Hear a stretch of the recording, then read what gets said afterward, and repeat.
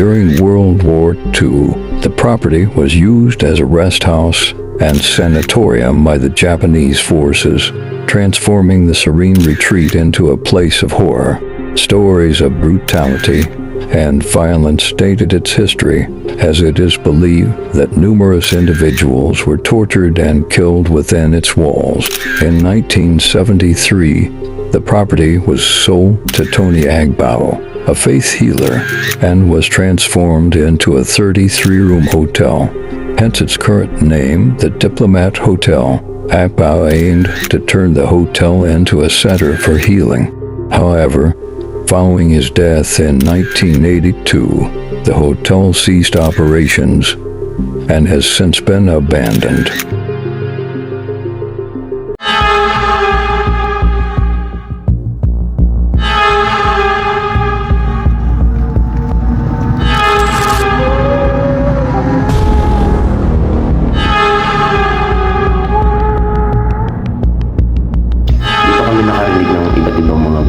Na hindi mo maintindihan, para silang mga nagtataka kung bakit nandito kami sa ganung oras.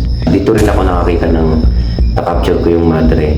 Ewan ko kung madre ba yun, pero meron na-capture, and then isa kamay doon sa third floor. So yun mga ka-hunters, andito kami ngayon sa Baguio. Mabilisan lang to ang aming gagawin dito sa Diplomat Hotel. This is a dream come true from our group, our team. Tingnan natin kung meron ba tayong makapture na ebidensya.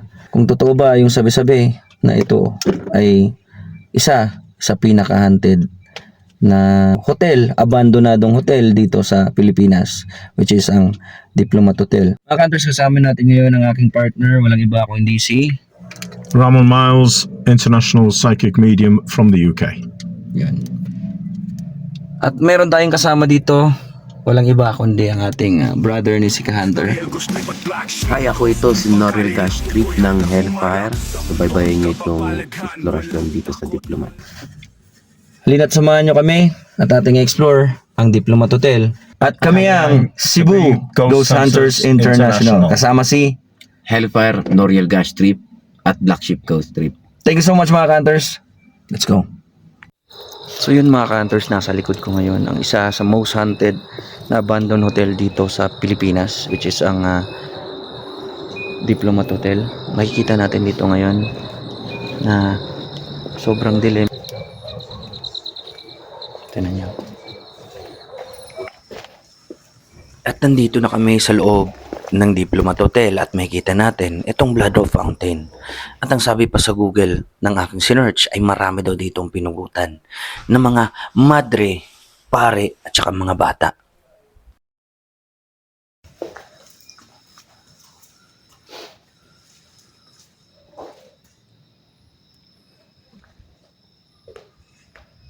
So ngayon mga ka-hunters, andito na tayo sa loob ng Diplomat Hotel. Yan si Brother Ramon.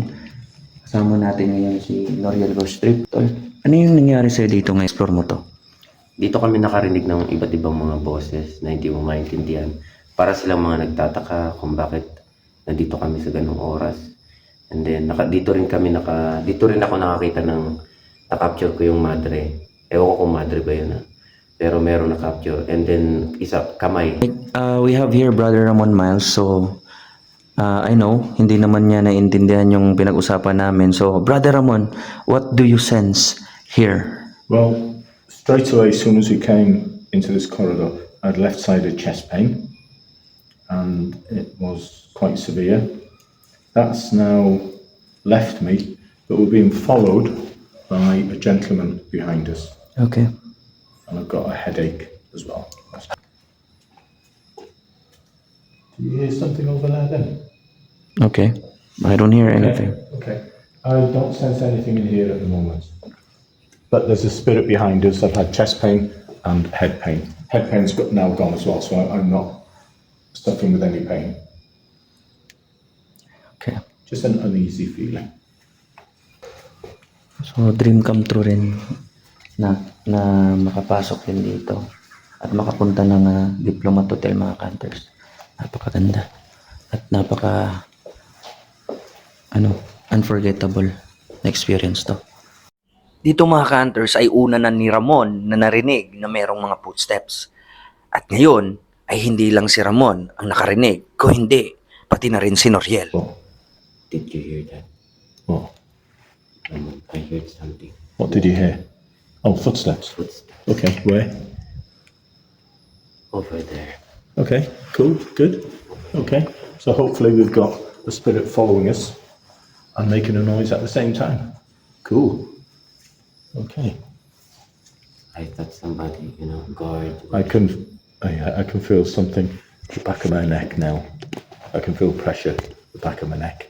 Mga ka-hunters, hindi kaya itong mga nararamdaman ni Ramon ay ito na yung mga yabak ng paa o mga footsteps ng mga spirits na kanilang narinig kaninang dalawa. Okay. I feel confused.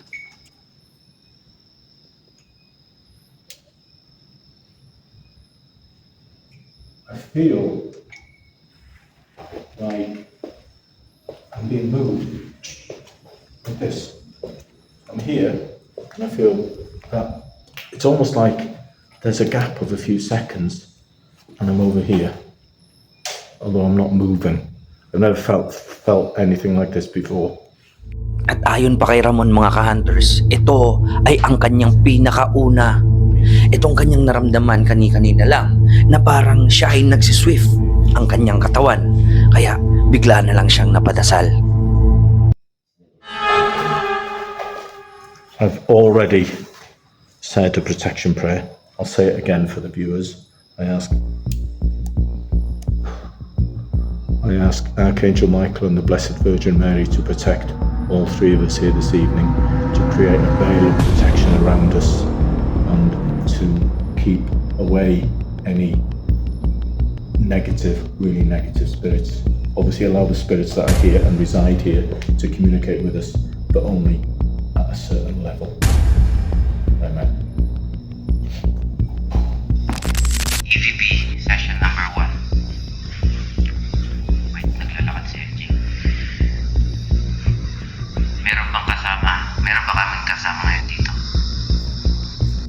At dito mga ka-hunters ay aming inumpisahan na gamitin ang EVP o Electronic Voice Phenomenon. Ngunit wala pa kaming nakuha na kahit anong response gamit itong equipment na ito. Pwede mo bang i-reveal ang sarili mo?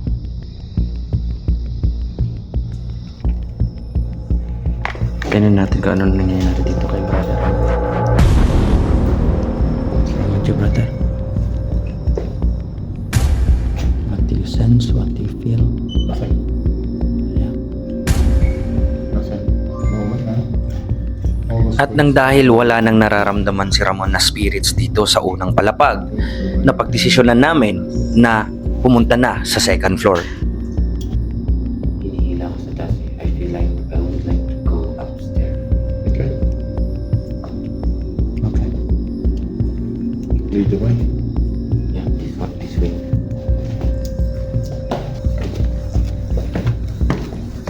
So, una si Noriel. Patayin lang natin yung ilaw na green. Nagtaka ako dito kay Brother Ramon.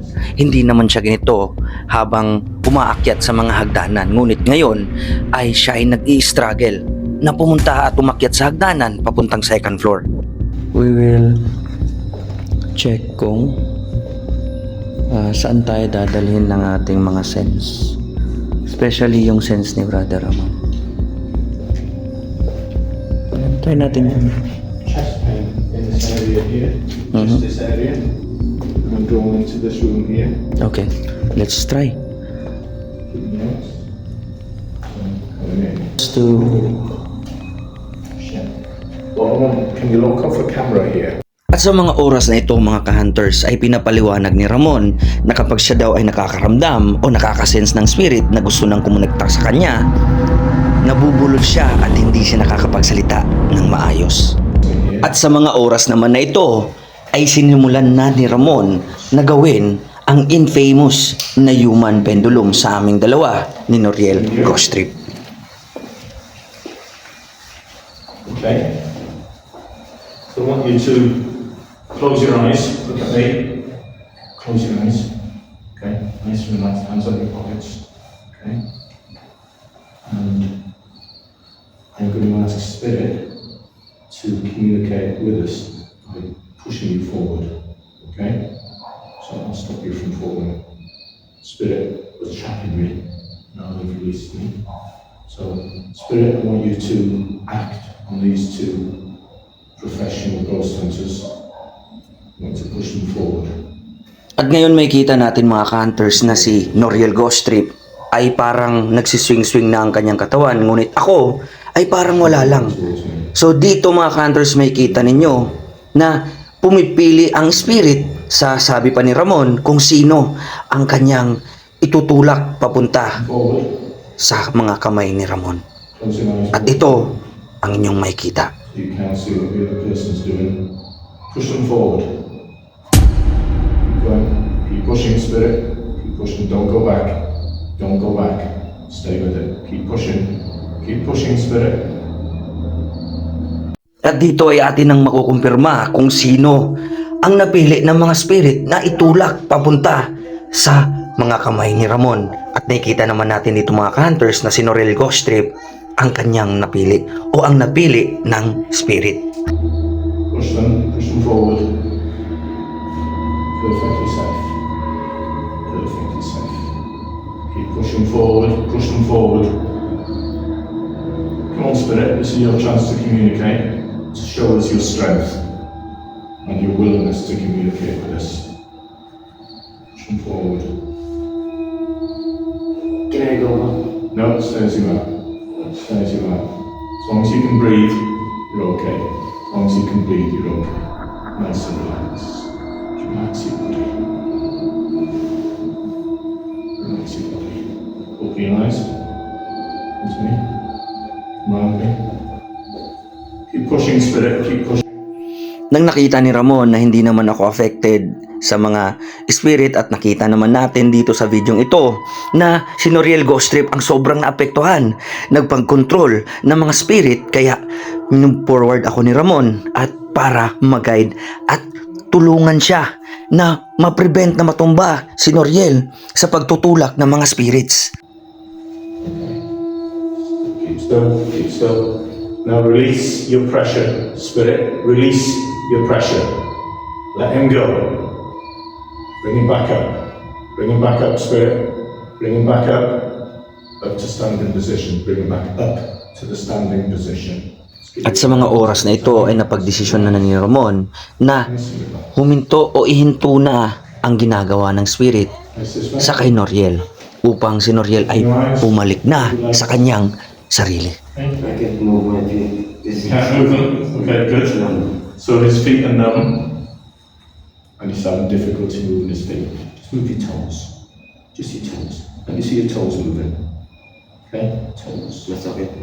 Okay? Yes, sir. So, up and down. Sit. Up and down. Okay? Bring them side a little. Like this. Move them. Move them. Side to side. That's it. And bring them back in. Start raising your knees. Okay. Raise your knees higher. Higher. Take control. At habang ako'y seryoso na nakikinig sa mga pangyayari at naguguluhan, ito ang sunod na nangyari. Panoorin nyo. What happened? What happened?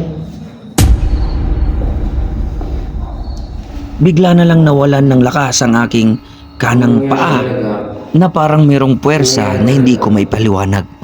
Hindi pa ganun ang bagsak ko, pa ganun. But, biglang nangangalay. Hindi ko alam ewan ko, hindi ko may paliwanag eh. Psychological, or hindi ko ma-explain, parang may gravity talaga na ano ka. Why is it? Dito mga ka-hunters ay napatanong ako kay Ramon kung bakit si Noriel Ghost Trip lang ang tinulak ng mga spirit o ng spirit at bakit naman ako ay wala akong naramdaman. At sa explanation naman ni Ramon ay depende daw yun kung sino sa aming dalawa ang gustong itulak ng mga spirit o ng spirit. Kaya si Noriel ang kanya o kanilang napili. You were chosen. So you're already a chosen individual for the evening. Okay with that? Okay, good. Algie has got more protection. Okay, because he's been with me a bit longer, so he's got more protection. And he uses my protection of my spirit guides also protect him. Mga ka-hunters, ang sabi ni Ramon, kaya pala hindi ako masyadong affected o wala sa aking tumulak na spirit dahil protected ako ng mga spirit guide ni Ramon. Nang dahil sa matagal na rin kaming magkasama ay parang komportable at meron na rin akong proteksyon gamit ang kanyang mga spirit guide. At si Noriel, siya ang napili o chosen ng spirit upang sa kanya ito magparamdam o magpahiwatig ng kanilang presensya. Mga ka-hunters, abangan ninyo ang part 2 ng karugtong ng video na ito. At marami pa kayong masusubaybayan at makikita ang mga nakakatakot at patunay na meron pang mga spirit na naglalagi dito sa Diplomat Hotel. Pakasubaybayan ang part 2. Maraming salamat mga ka-hunters. Hanggang sa susunod na video. Ito ang Cebu Ghost Hunters International.